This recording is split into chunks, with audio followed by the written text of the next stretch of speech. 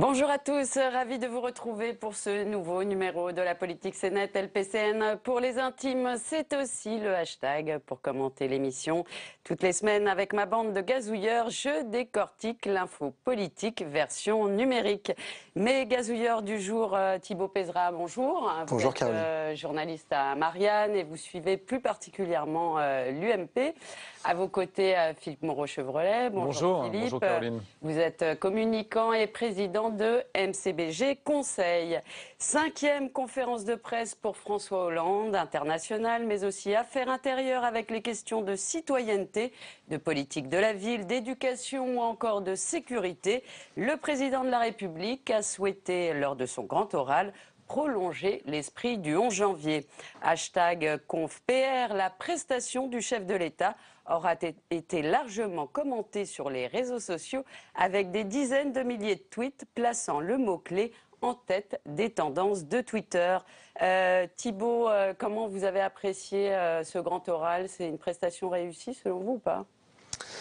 C'était une prestation réussie dans la mesure où c'était une prestation moins compliquée que la précédente pour François Hollande. On se souvient que la dernière, c'était quand même la conférence de presse qui a suivi le scandale Trier-Weiler et le bouquin Merci pour le moment.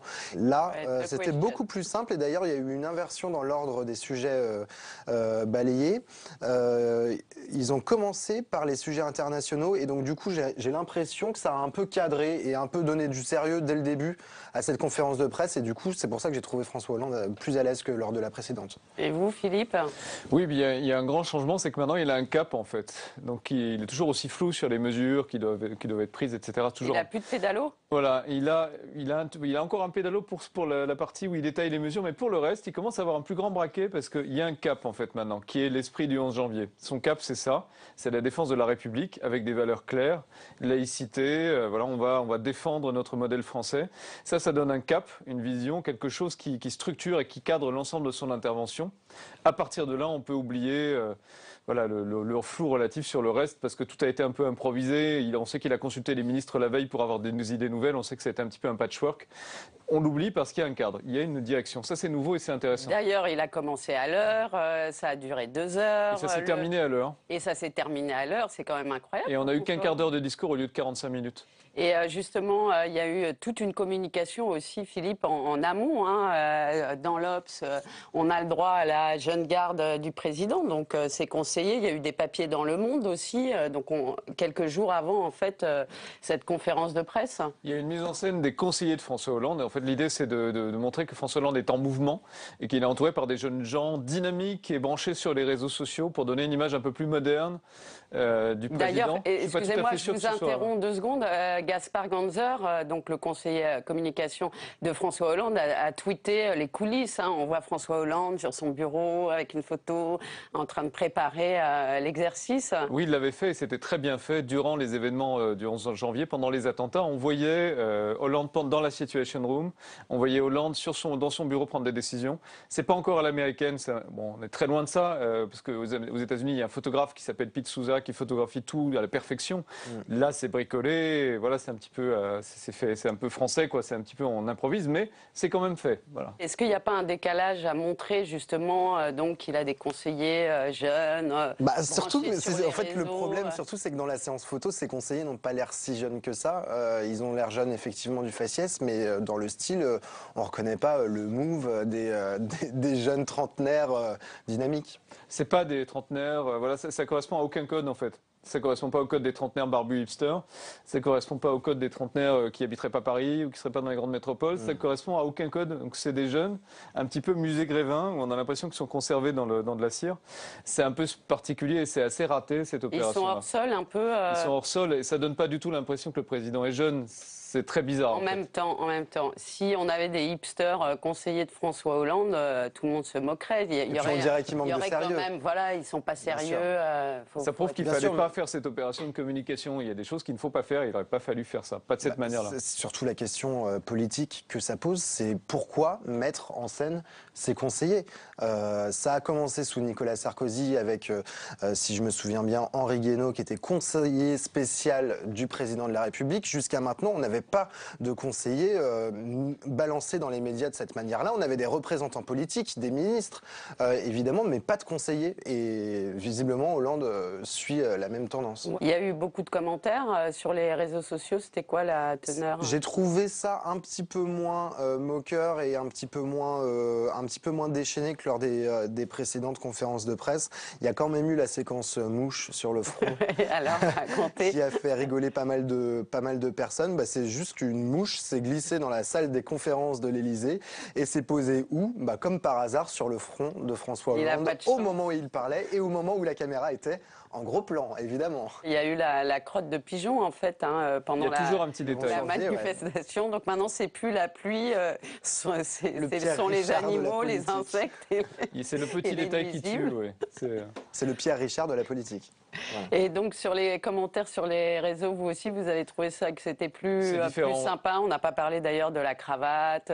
Non, les commentaires se concentrent plus sur le fond et en fait c'est plus une opposition. On retrouve des clivages droite-gauche beaucoup plus que du Hollande bashing. Donc on est dans des clivages beaucoup plus traditionnels.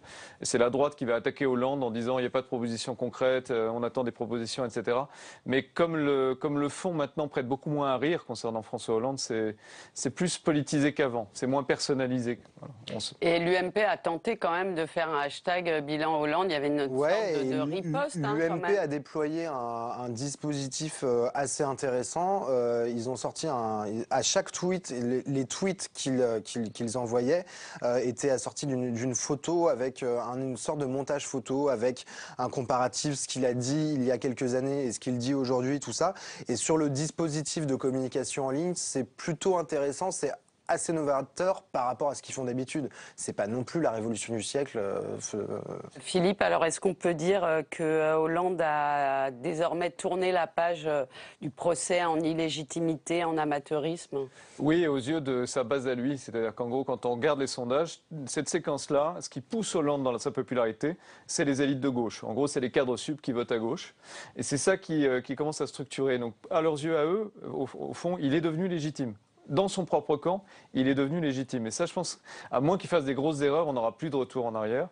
Maintenant, ce qui est compliqué, c'est d'arriver à séduire le reste de la population, et qui est par ailleurs beaucoup plus attentive à l'économie qu'à tout ce discours sur la République, la laïcité, qui est très bien, qu'il faut avoir, mais qui n'est pas essentiel pour la plupart des gens. Ouais.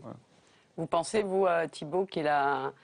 Moi, je ne jure rien sur l'avenir du quinquennat de François Hollande. Il s'est passé tellement de choses en 2 ans et demi, enfin un petit peu plus de 2 ans et demi maintenant, que je pense que François Hollande peut tout à fait se casser la gueule dans 2, 3, 6 mois, voire 1 an. Bon, on va dire, Hollande, c'est pas quelqu'un... Il revient de loin, là, déjà. Il revient de loin, c'est quelqu'un qui est un très bon surfeur, François Hollande. Hein, c'est pas un Mitterrand bis, c'est un surfeur. Il y a une vague, il sait très bien surfer la vague. Par contre, il n'est pas capable de créer la vague. Voilà. Et pour gagner en 2017, pour s'en sortir, il faudra qu'il arrive à en créer une. Et on peut douter qu'il y arrive. Voilà. Vous remarquerez tout de même que c'est à partir du moment où Nicolas Sarkozy est revenu en politique que François Hollande a su inverser la tendance. Et c'est bien la preuve que les deux font système l'un avec l'autre. Hein. Oui, ça c'est très juste. Il y a une espèce de bipolarité Hollande-Sarkozy qui est structurant dans la politique française et on n'en est pas sorti encore. Ça, c'est intéressant. Alors, il n'y a pas qu'Hollande qui a fait l'actu cette semaine. Il y a aussi Emmanuel Macron, dont la loi a été débattue à l'Assemblée. Emmanuel Macron, c'est aussi une personnalité qui ne laisse pas indifférente, notamment sur les réseaux sociaux. Et Macron, il a une belle gueule. Il ressemble à Boris Vian. Il a un atout à ce niveau-là, c'est qu'il est très photogénique. Mais il y a eu des montages qui ont montré des photos de Boris Vian, en plus qui est mort jeune, mais qui est au même âge, vers 38-39 ans. Il y a une vraie ressemblance. Il a une sorte de photogénie naturelle. Après, le problème de Macron, c'est qu'il n'a pas de poids politique, il n'a pas de structure politique. Voilà, il occupe un espace qui aurait pu être celui de DSK, qui est un peu celui de Valls, qui est intéressant, mais il n'a pas derrière, il n'est pas implanté dans le Parti socialiste. Il est un peu hors sol. En termes de communication, il lui arrive de faire des boulettes quand même. Il en fait pas mal, ouais, et surtout au début, moins maintenant, mais il a pas mal de boulettes. Il n'a pas les codes. Ouais, effectivement. Alors là-dessus, je suis d'accord avec toi. Mais la différence de Macron, c'est que comme les jeunes, il y a un tout petit peu moins imbu de sa personne. Et quand il fait une boulette, il revient souvent sur sa boulette et il s'excuse. La première énorme boulette qu'il a faite, c'était avec les ouvrières illettrées de GAD. Voilà. Et quelques heures plus tard, il a répondu à l'AFP ou à je ne sais plus quel journal pour dire oui, effectivement, c'était très maladroit ce que j'ai dit et je m'excuse auprès des personnes que j'ai blessées.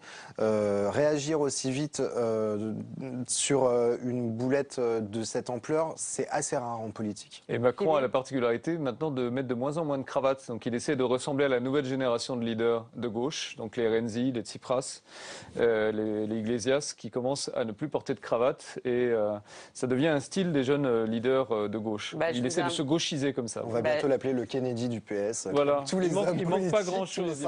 Il manque pas grand-chose. Il lui manque quand même un appui politique. Je vous invite à aller voir le Tumblr Passion Macron avec le sous-titre J'adore ce mec. C'est une belle série de photos.